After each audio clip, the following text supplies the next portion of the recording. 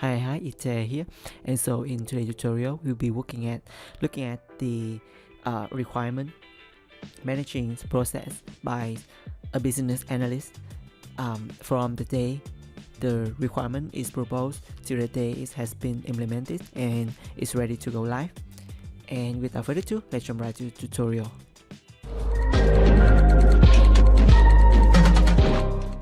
And also one more thing, this is by far the most common question if you are applying for a business analyst role with the level of junior or above, because it can have the interviewer identify that how much experience are you familiar with the kind of standard working process as a business analyst.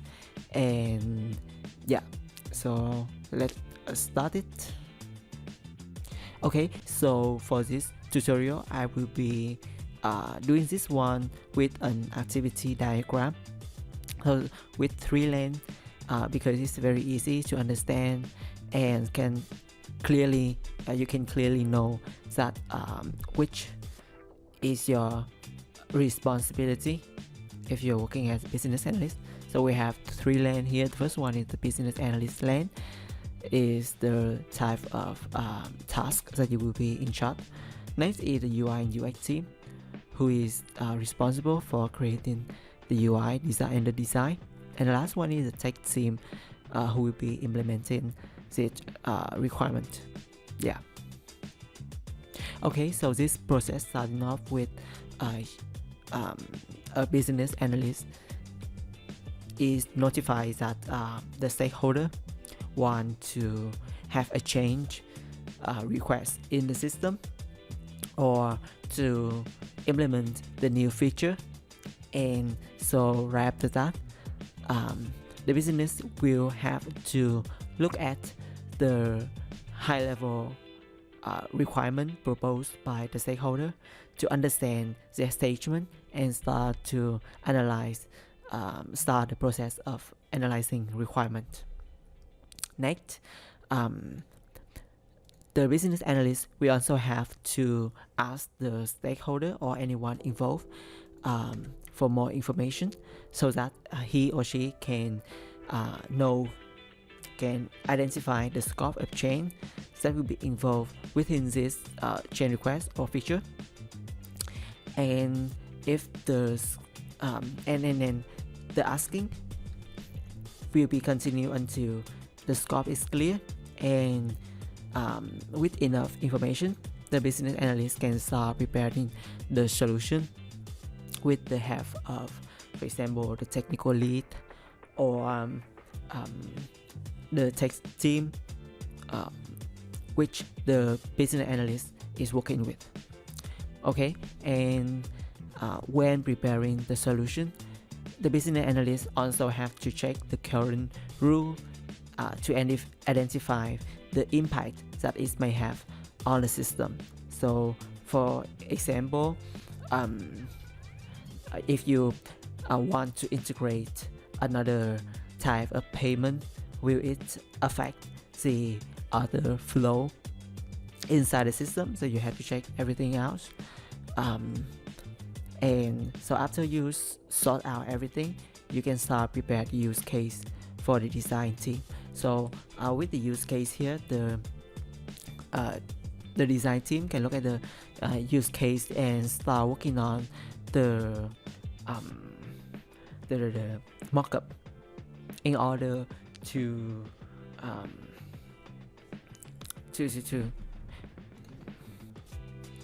okay, so in order to create the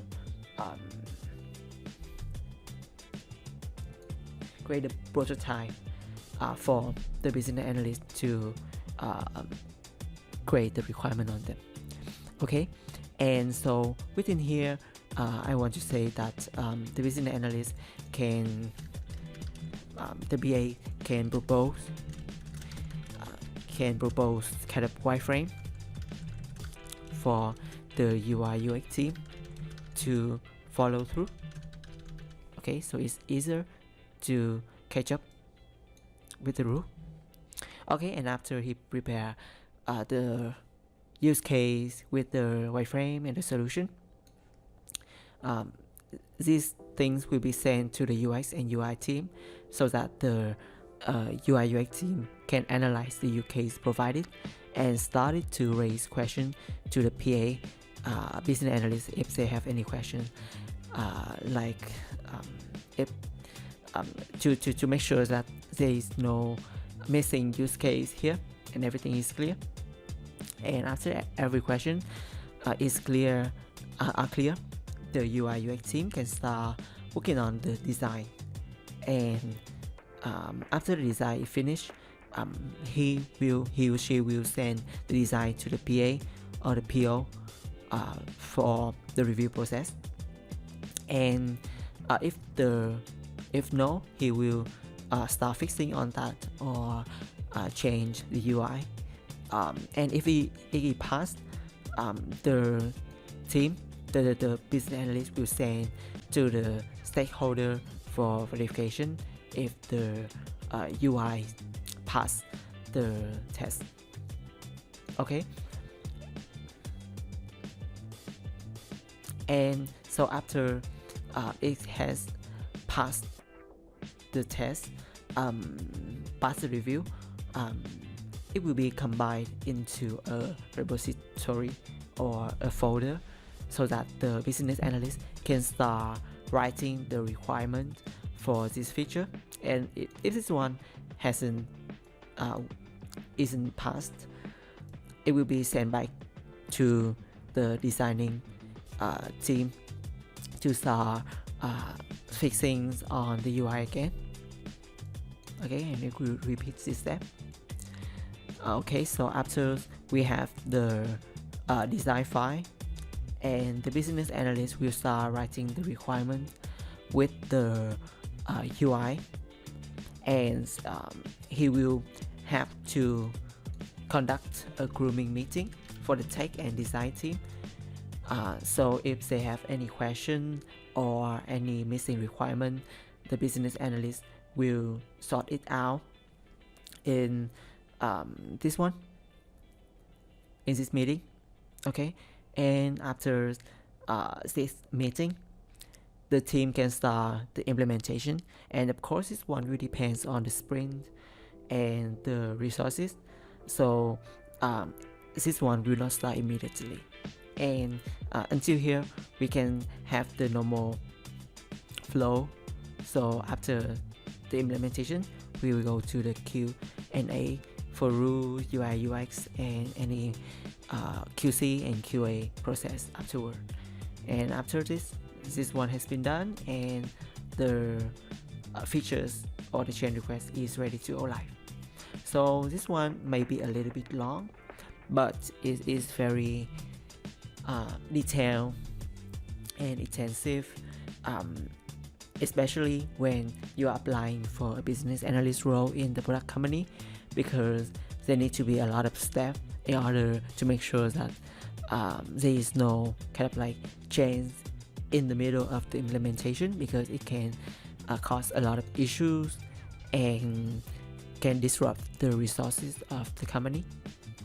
So I hope you like it, and hope you can kind of like soak through this information. So I think this one is pretty enough. So every time you have an interview, you can go back to here and look at this again, and make any necessary change to your process as well. Okay, so I hope you like it, and if you do, please consider hitting like, subscribe, support my channel. I really appreciate it, and see you in the next video. I will bring you more tips, and maybe I will start teaching you about the use case in the next video. So bye for now.